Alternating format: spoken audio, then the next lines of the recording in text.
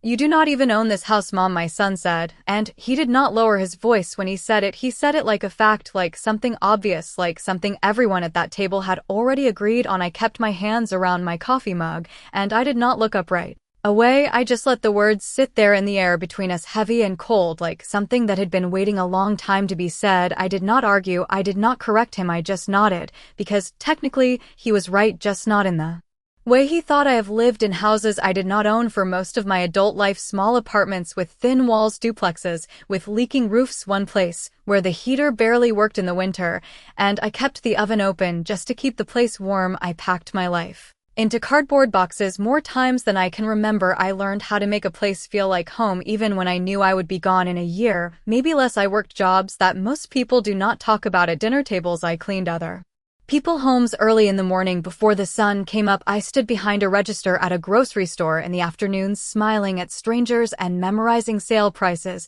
And at night, I worked in a warehouse scanning boxes under fluorescent lights that never seemed to turn off. I did what I had to do because rent was always due, and it never waited, and it never cared how tired I was or how many hours I had already worked. There was a time I thought I had made it. I was in my early 40s and I had saved almost $30,000. I remember the feeling of holding that check at closing, thinking this was it. This was my chance to finally have something with my name on it, something no one could take from me. But life does not always follow the plan you make when you are tired and hopeful at the same time. I lost that house less than 2 years later. I lost the savings. I lost the feeling of safety. And for a long time I thought maybe my son was right. Maybe I was just someone who rented space in other people's lives as much as their buildings. He grew up watching me move, watching me start over, watching me come home exhausted and still make dinner, still pay the bills, still show up the best way I could. But somewhere along the way he stopped seeing the effort and started seeing the lack. He built his own life faster than I ever could. He had a steady job, a newer car, a wife who spoke with confidence about money and plans and ownership, words I used to avoid because they reminded me of everything I had lost. So when he said those words, "You do not even own this," I understood where they came from. What he did not understand was how long I had been learning how to play a different kind of game, a quieter one that did not need to be announced at the dinner table, one that did not look impressive from the outside. I took a slow sip of my coffee and finally looked up at him. He was waiting for a reaction, maybe an apology, maybe silence. I gave him neither. I just said, "You might be right," and that was enough for him because he thought the conversation was over. What he did not know, what none of them knew, was that I had stopped trying to prove anything a long time ago. I had started building something instead, something small at first, something invisible, something that did not need anyone's approval. And the truth about this house, about all of it, was not something I was going to explain, not yet, because some truths do not need to be argued, they only need to be revealed at the right time. I went to work the next morning like nothing had happened. I woke up at 4:30 the same way I had for years, the alarm clock buzzing on the small table beside my bed, the room still dark and quiet. I sat there for a moment, letting my feet touch the cold floor, and I thought about his words again, not with anger, not even with sadness, just with a kind of clarity that had taken me a long time to earn. I put on my uniform, plain dark pants, a faded blue shirt, comfortable shoes that had seen too many long shifts, and I drove to the first house on my schedule, a place twice the size of anything I had ever lived in. I had cleaned that house every Tuesday for almost 3 years. I knew the sound of every door, the way the sunlight came through the kitchen windows around 7 in the morning, the way the countertops felt under my hands, smooth and expensive. I used to wonder what it would feel like to live in a place like that, to wake up without worrying about rent or bills stacking up on the kitchen table. But over time that question changed. I stopped asking what it would feel like and started asking how it worked, who owned it, how they bought it, what made it possible. I listened more than I spoke. When clients talked on the phone about refinancing or interest rates or property taxes, I did not understand everything at first, but I remembered pieces, words, numbers, patterns, and after my shift I would go home and write things down in a small notebook, not because I thought it would change my life overnight, but because I had learned that small things done consistently have a way of adding up in ways people do not notice right away. After cleaning, I drove to the grocery store where I worked the afternoon shift, the same register, the same routine, scanning items, greeting customers, making small talk when needed. I watched people there too, the ones who paid in cash, the ones who used credit, the ones who talked about their second homes or their rental properties like it was something normal, something expected. I Used to feel like I did not belong in those conversations, but I stayed quiet and listened because information does not care where you come from, it only cares if you are paying attention. By the time my shift ended, my feet would ache and my back would feel tight, but I still had one more place to go, the warehouse on the edge of town where the lights never dimmed and the air always smelled like cardboard and dust. I worked there 3 nights a week, scanning packages, moving boxes from one belt to another. The work was repetitive and tiring, but it gave me something I needed more than comfort. It gave me control over a few extra dollars every week, and those dollars had a purpose. Long before they ever reached my bank account, I stopped spending without thinking. I stopped buying things just to feel better after a long day. Instead, I started setting aside money, even if it was just $20 at a time, sometimes less. I opened an account under a name that was not mine personally, something I had learned from a conversation I overheard months before. It felt strange at first, like I was stepping into a world that was not meant for me, but I kept going. Because I had already seen what happened when I stayed where I was comfortable. One small step became another, and then another. I started looking at properties online late at night, not the ones people dream about, but the ones people ignore. Small places in rough areas, homes that needed work, homes that sat on the market because no one wanted to deal with them. I did not tell anyone, not my son, not my coworkers, not even the few friends I still talked to from time to time, because I was not ready to explain something that was still fragile, still growing. I let people believe what they wanted to believe, that I was still just working, still just renting, still just getting by, because in a way I was, but in another way something had already started to change, something quiet, something steady, something that did not need approval or recognition. It only needed time, and I had learned how to be patient. The first property I ever bought was not something you would notice if you drove past it. It was a small one-bedroom house at the end of a quiet street. The paint was fading, the yard was uneven, and the windows needed to be replaced. Most people would have called it a problem, not an opportunity, but I had spent enough time cleaning other people's perfect homes to understand something most people overlook: perfection is expensive, potential is not. I remember sitting in my car outside that house for almost 20 minutes before I walked in, my hands resting on the steering wheel, my mind going over every possible way this could go wrong. I had failed once before, and that memory does not leave you easily. It stays with you in quiet moments, reminding you how fast things can fall apart.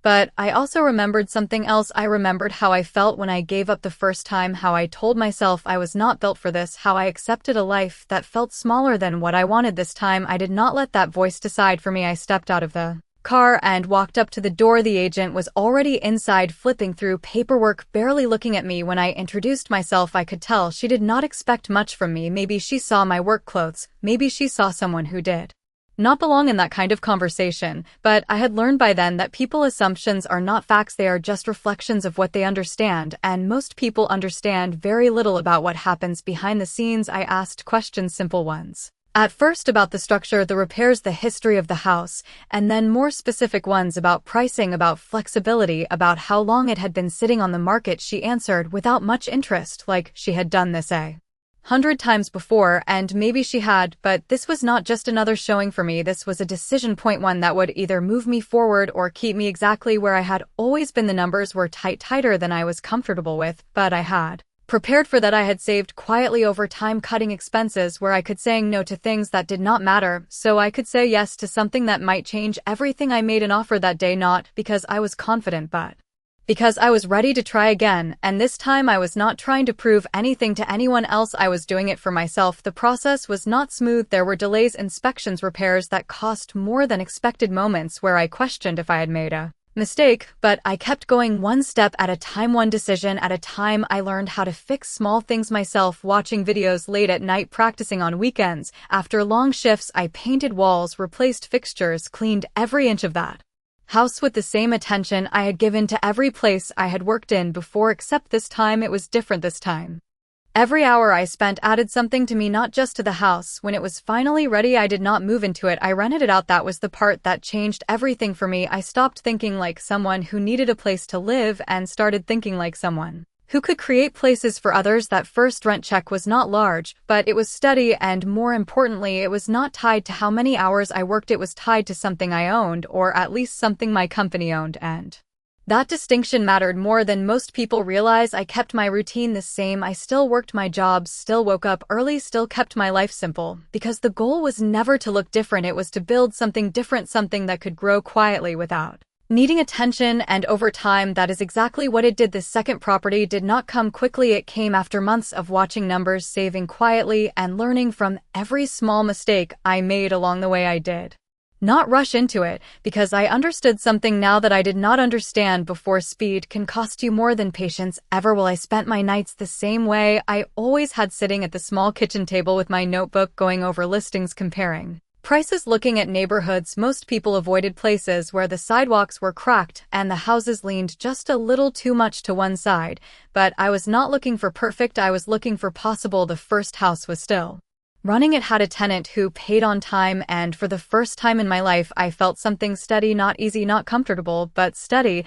and that was enough to keep me going. I remember the moment I found the second one. It was late, almost midnight, and I was scrolling through listings on my phone, the kind most people skip past because the pictures are not impressive and the description uses words like fixer-upper and needs work. I clicked on it anyway. A two-bedroom house, smaller than most, with outdated cabinets, worn floors, and a price that made me stop and look again, not because it was high, but because it was low enough to make me ask why. I drove by the next day after my morning cleaning job. I did not go inside right away. I just sat in my car like I had done before, watching the street, watching the people who lived nearby, the way they came and went, the way the place felt, not just how it looked. I had learned that numbers matter, but so does instinct, and mine told me this was something worth considering. The process was familiar now, but that did not make it easy. There were repairs that needed to be done, things I could not fix on my own this time, so I had to learn something new. I had to talk to contractors, compare estimates, ask questions that I used to be too unsure to ask. I did not pretend to know everything. I listened, I wrote things down, I made decisions carefully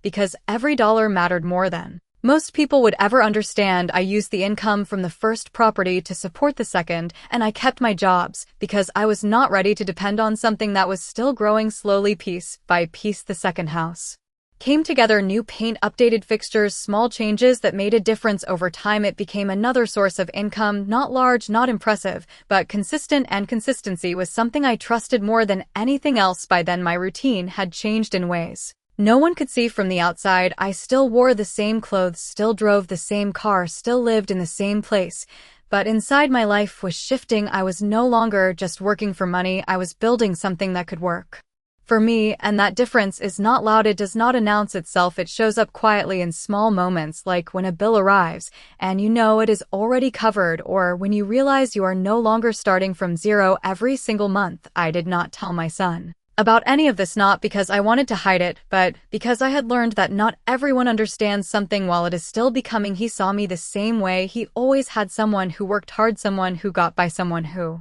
rented, and maybe that was easier for him. Maybe it made his world simpler, more predictable. I did not correct him because I did not need to. The truth was not something I had to explain. It was something that would reveal itself in time. Just like everything else I had built, slowly, quietly, and without asking anyone for permission. I did not notice the change all at once. It was not something that arrived in a single moment like a paycheck or a bill. It showed up in small ways at first, almost easy to ignore, like when I checked my account and realized the rent from both properties had come in on time, and for the first time I was not calculating how to stretch every dollar across the next 2 weeks. I was planning instead. I was deciding where each dollar would go before it even arrived, and that feeling was new to me. Not excitement, not relief, but control, something I had not felt in a long time. I kept my routine the same because I knew how easy it is to lose focus when things start to improve. I still woke up before sunrise, still worked my cleaning shifts, still stood behind that register scanning groceries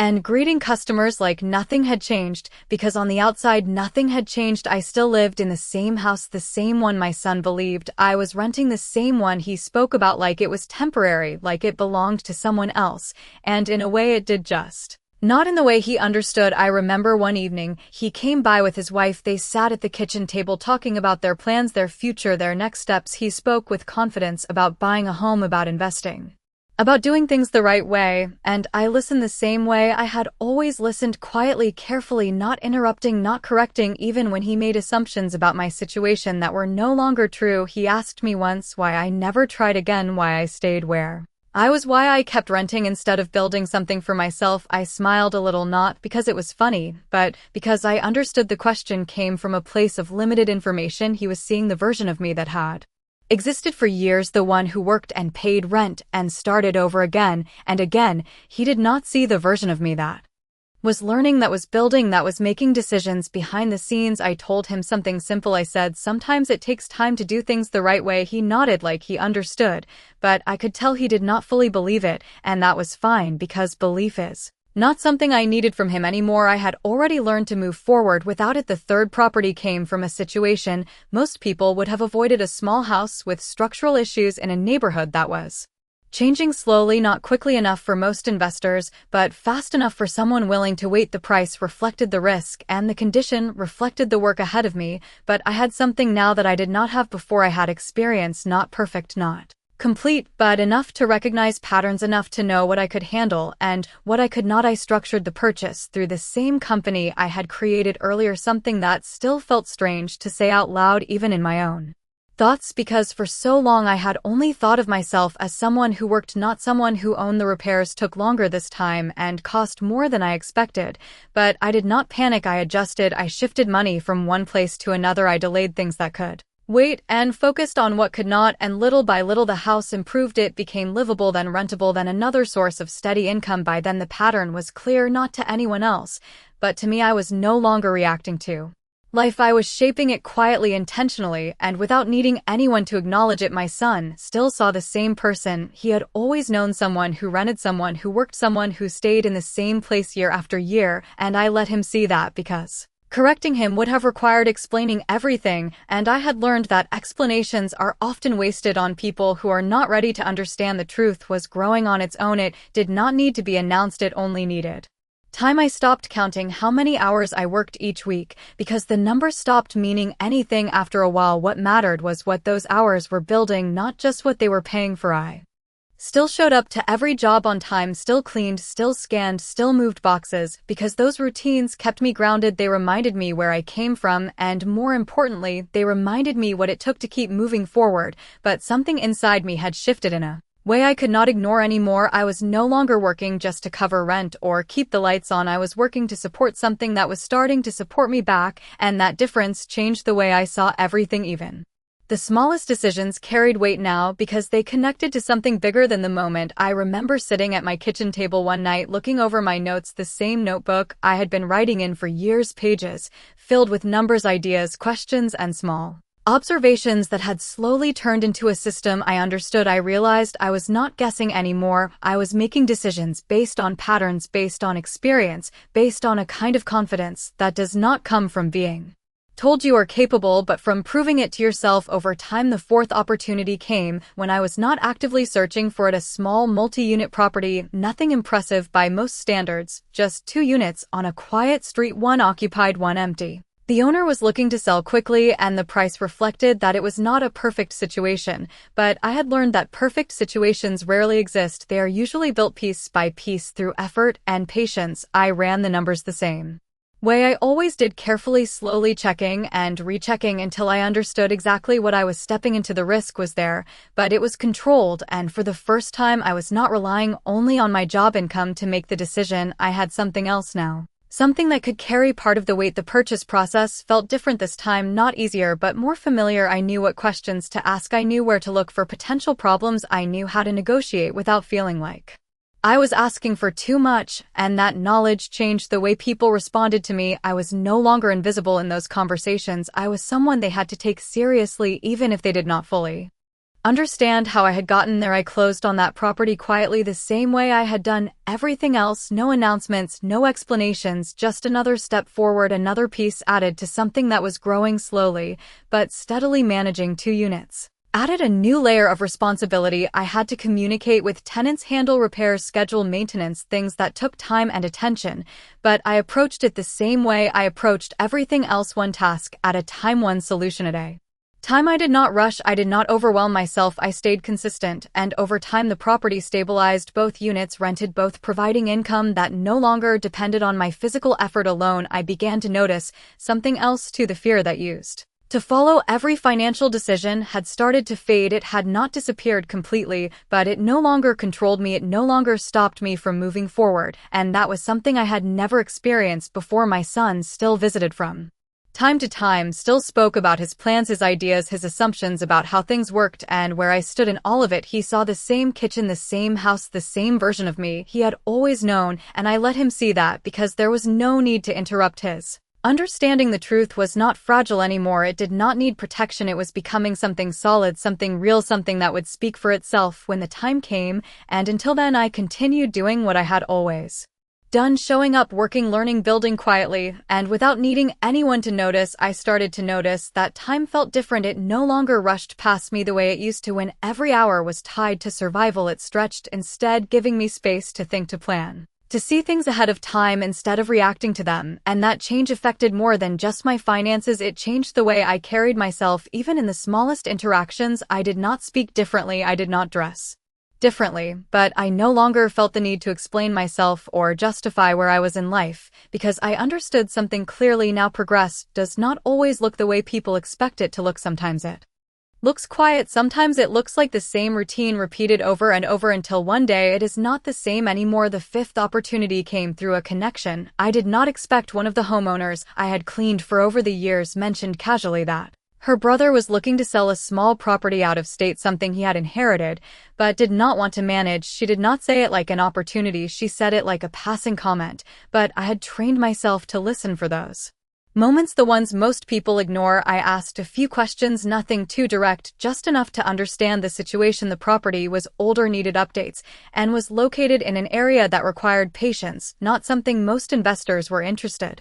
in because the return would not be immediate. But I was not looking for immediate, I was looking for sustainable. I spent the next few weeks researching the area, studying the numbers, comparing rental rates and vacancy trends, the same process I had repeated before, but this time it felt more natural, less like I was trying to prove I could do it, and more like I was confirming what I already knew. I structured the deal carefully, using everything I had learned so far, balancing risk and stability, making sure that even if things moved slower than expected, I would still be able to carry it without putting everything else at risk. When the purchase was complete, I did not feel excitement the way I thought I would. I felt calm, a steady kind of confidence that does not need to announce itself, because it is rooted in something real. Managing properties across different areas required more organization, more attention to detail. I had to rely on systems, not just effort. I set up processes for communication, maintenance, tracking expenses, everything documented, everything accounted for, because I had learned that growth without structure can fall apart just as quickly as it builds,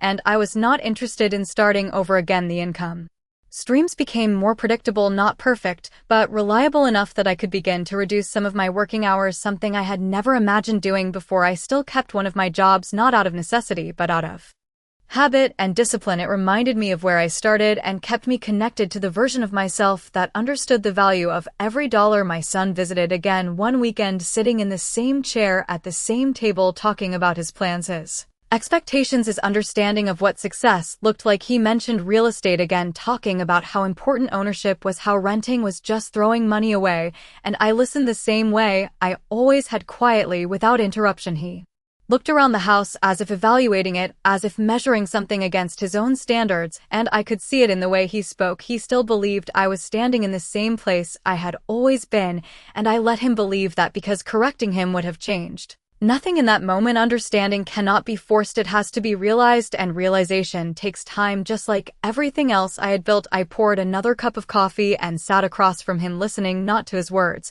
but to what they revealed about how he saw the world and where he thought I fit into it. And for the first time, I did not feel the need to change his perception, because I knew something he did not. The foundation beneath everything he saw was not what he thought it was, and when that truth finally surfaced, it would not need explanation, it would stand on its own. It did not happen all at once. The shift from quiet growth to something that could no longer stay hidden, it came from something small, something ordinary, the kind of situation most people deal with every day, but this time it carried a different weight. My son came over on a Sunday afternoon. He had that look again, the one that told me he had already made up his mind about something before even saying it out loud. He sat at the table, tapping his fingers lightly against the surface, as if organizing his thoughts, and then he started talking about the house, not in a casual way, not in the way someone speaks about a place they visit, but in a way that suggested ownership, control, decision. He spoke about selling, about timing, about market value, about how it would make sense to move forward now before prices shifted. He spoke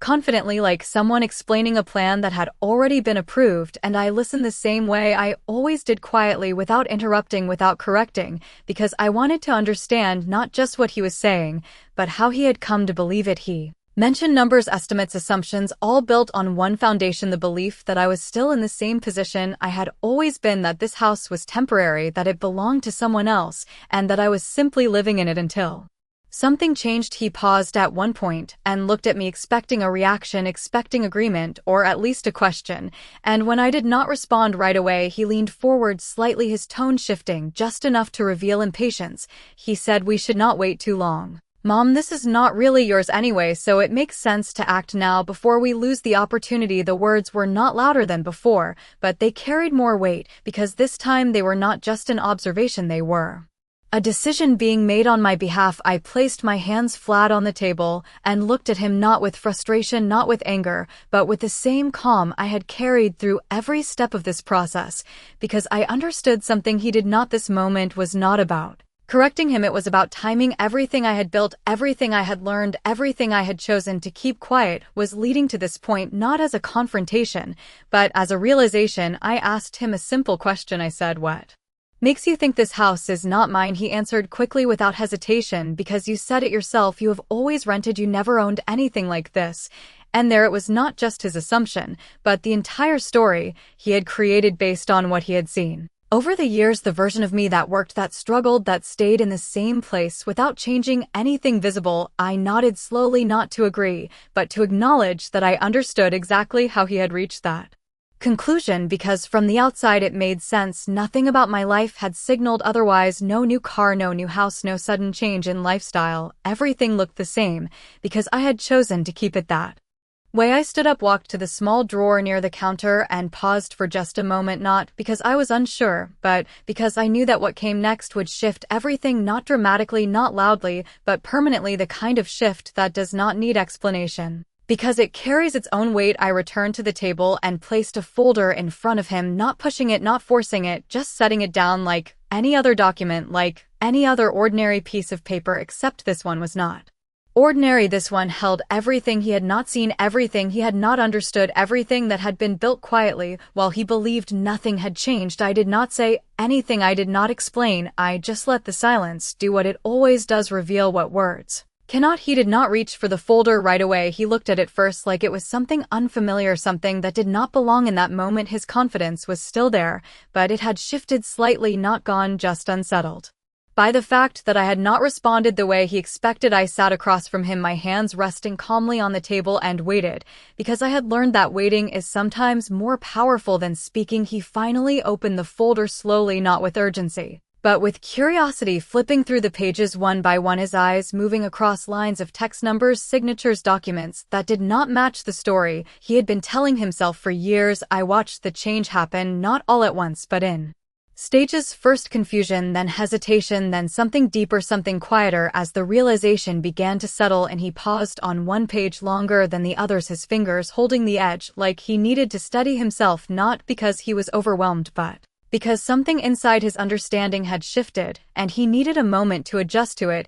He looked up at me then, not with anger, not with disbelief, but with a kind of question he had never needed to ask before. How he said it softly, not demanding, not accusing, just asking. And that was the moment everything changed. Not the papers, not the ownership, not the years of work, but the question itself, because it meant he was finally ready to see something beyond what had always been visible. I leaned back slightly, not to create distance, but to give space for the answer to exist without pressure. I said, "I started small, the same way I always had, one step at a time, one decision after another. I did not rush. I did not try to prove anything. I just kept going, even when it was slow, even when it did not look like progress." I watched him process the words the same way he had processed the documents, carefully, quietly, without interruption. I told him about the first property, the second, the third, the systems, the structure, the way everything was built through the company, not in my personal name, the way the house he was sitting in had never been what he thought it was, not something borrowed, not something temporary, but part of something larger, something that had grown over time without needing to be seen. He closed the folder slowly, placing it back on the table with more care than he had opened it. The room was quiet, not uncomfortable, not Tense, just different, like something had been cleared away, something that had been in the way for a long time. He looked around the house again, but this time his eyes moved differently, not measuring, not evaluating, just seeing. I did not say anything else, because there was nothing left to explain. The truth does not need to repeat itself, it only needs to be understood. He nodded once, not to agree, not to approve, but to acknowledge something he had not recognized before, and in that moment I did not feel the need to say anything more, not because I wanted to end the conversation, but because I had learned that some things are stronger when they are left as they are, without added words, without extra explanation. I stood up and walked to the sink, rinsing my cup the same way I had done countless times before. The same kitchen, the same routine, nothing looked different, and yet everything had changed, not in a way that required attention, not in a way that demanded recognition, but in a way that settled quietly into place, like something that had always been there waiting to be seen.